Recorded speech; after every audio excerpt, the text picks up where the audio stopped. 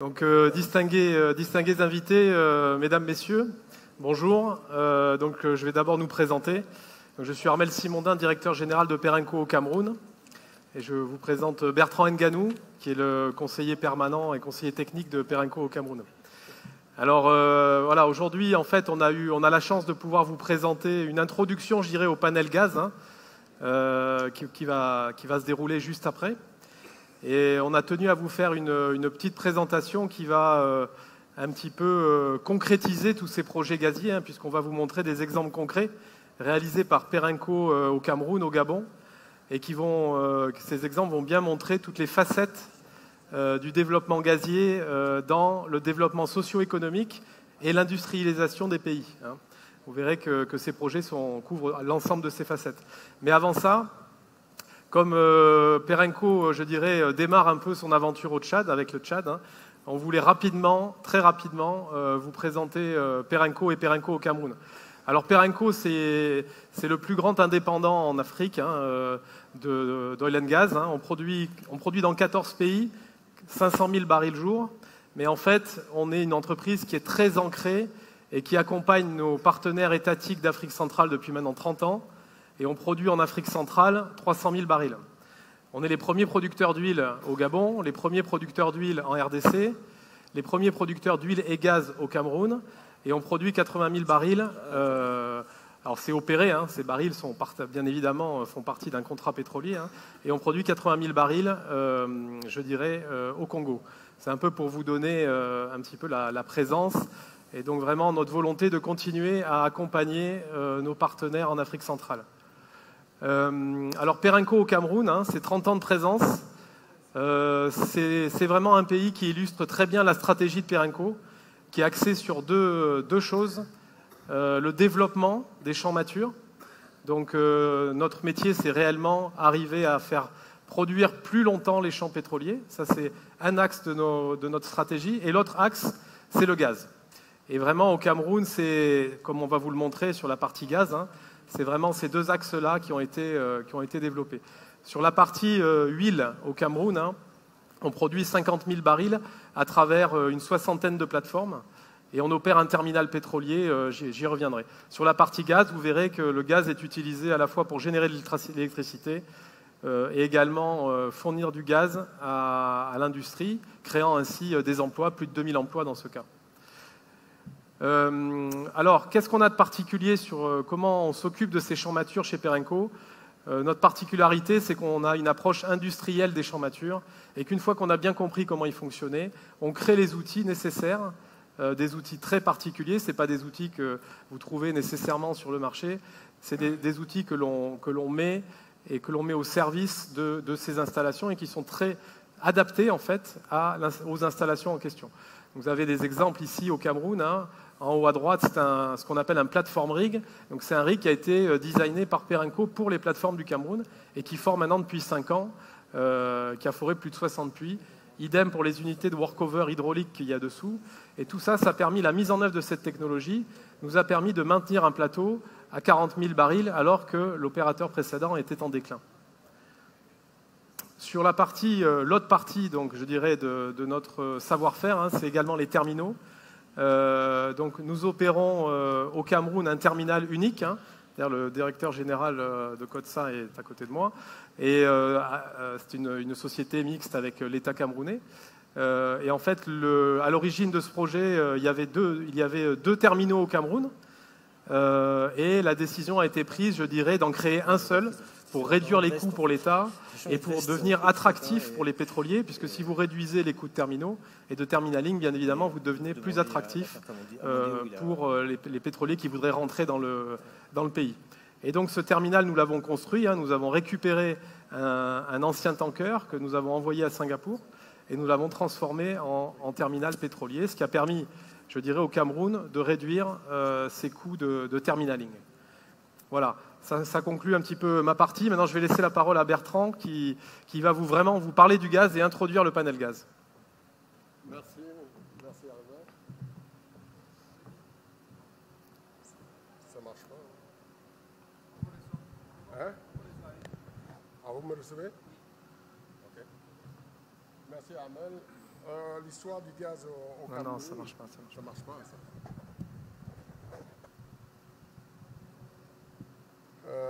L'histoire du gaz au Cameroun a commencé en 2013 et avec la mise en production du CPP Sanaga Sud, ça a permis d'actionner, je dirais, 4 leviers qui pourraient permettre le développement socio-économique du pays. Il y a eu d'abord en 2013 la fourniture du gaz pour l'électricité. Ensuite, on a produit du GPL pour les ménages. Ensuite, on a aussi fait du LNG. Et on a commencé à livrer les industries. Et c'est vraiment dans l'industrie qui est le pourvoyeur d'emplois.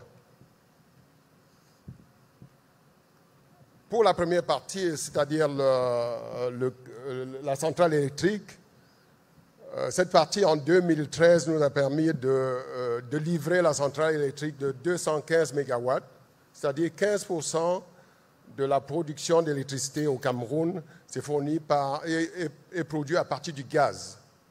Donc la centrale électrique de KPDC permet de livrer 15% de la capacité de production du gaz du pays. C'est un contrat de 20 ans fait à partir du gaz de Sanaga Sud. Oui, le deuxième levier, c'est le GPL. Le GPL pour les ménages. Donc, on a démarré l'unité de GPL en 2018 et ça nous permet de produire 36 000 tonnes de GPL, c'est-à-dire 25% de la consommation du Cameroun.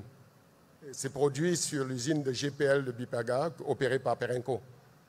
Et quand on dit GPL, on sait bien que dans nos ménages, enfin dans nos pays, le GPL a un prix fixe et il est subventionné en général. Donc, quand on dit 25% de la production, ça veut dire quoi?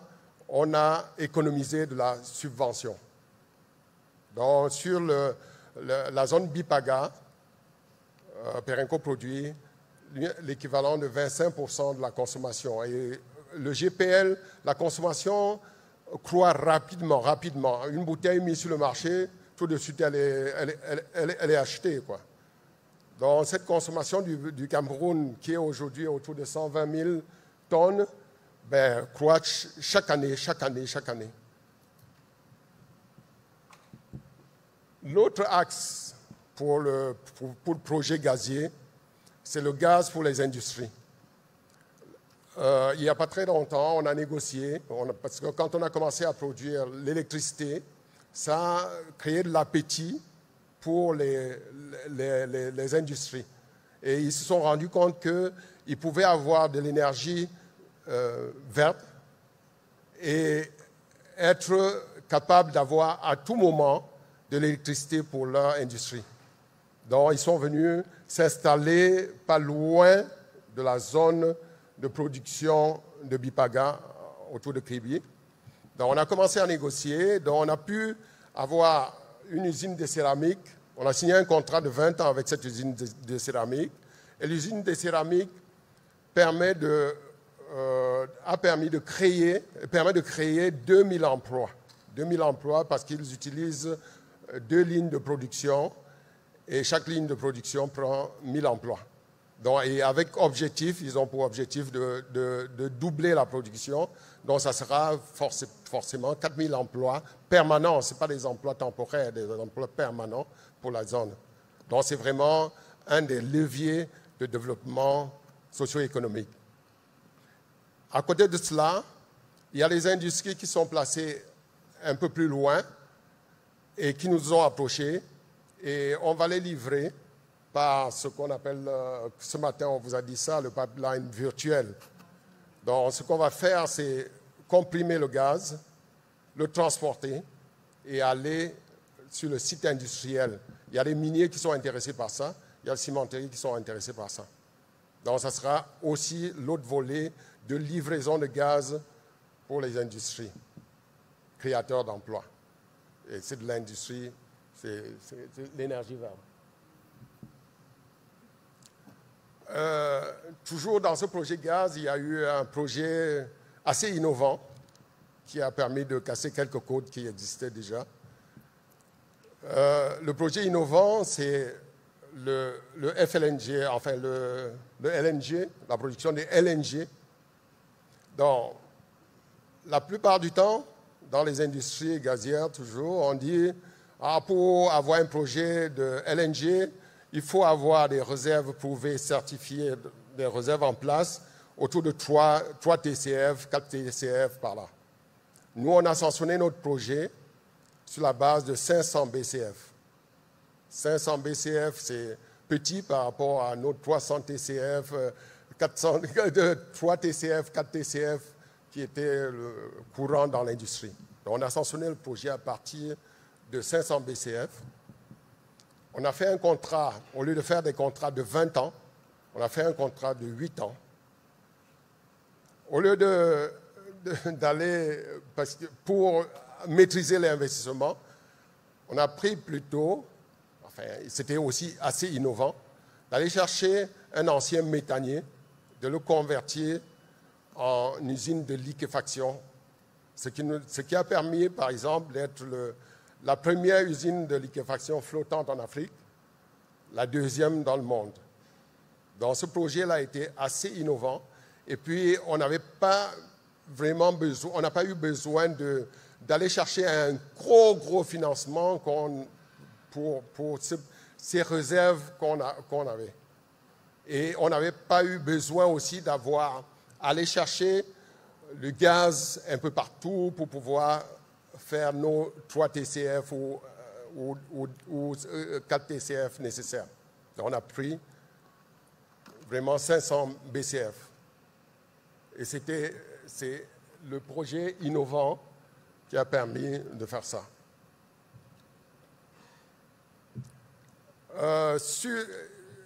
Ça, c'est ce qui s'est passé au Cameroun. Sur le même principe, Perenco est en train de développer le même principe au Gabon.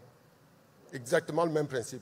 Depuis 2006, on livre le gaz pour la production d'électricité à Port-Gentil, à Libreville. Toute l'électricité de Port-Gentil et Libreville se fait à partir du gaz que livre Perenco depuis 2006. Ayant cassé le code sur la liquéfaction et la production de GPL au Cameroun, Perenco est en train de reproduire exactement la même chose au Gabon. Là, cette année, l'année 2024, on va livrer la production de GPL pour les ménages, avec objectif de produire 25 000 tonnes an de GPL pour les ménages gabonais. Et ils pourront certainement être exportateurs parce qu'ils vont passer très rapidement à 40 voire 50 000 tonnes de GPL. Ensuite, Perenco a dit les industries. Et en même temps, pour limiter le gaz torché, on a construit un réseau de collecte sur tout l'ensemble de la production au Gabon. On a construit un réseau de collecte de gaz et on ramène ça à Port-Gentil, au Cap-Lopez. Et on a construit, et là c'est Perenco lui-même qui l'a construit, qui va construire un train de liquéfaction, un seul train de liquéfaction pour pouvoir traiter ce gaz qu'on a collecté un peu partout et avoir de LNG.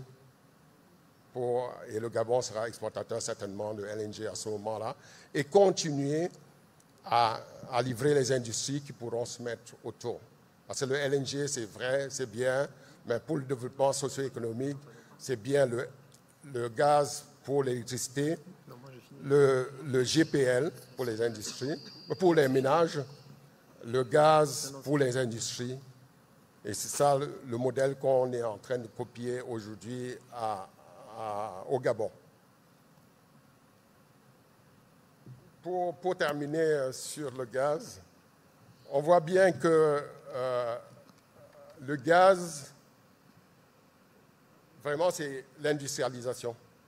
Il ne faut pas qu'on aille chercher plus loin. C'est le pourvoyeur d'emploi et tout ça, c'est l'industrialisation. Il faut donner ce gaz-là pour les industries. Il faut aussi développer la production de GPL qui va nous permettre de limiter la déforestation et faire en sorte que les ménages utilisent plutôt le gaz de cuisine, là, qu'on appelle gaz de cuisine, le GPL. C'est assez facile de le produire. On contribue à la sécurité énergétique du pays et c'est bien sûr source de revenus. Le LNG qu'on peut exporter, c'est source de revenus. Et c'est la mise à disposition d'une énergie verte, le gaz. J'en ai terminé.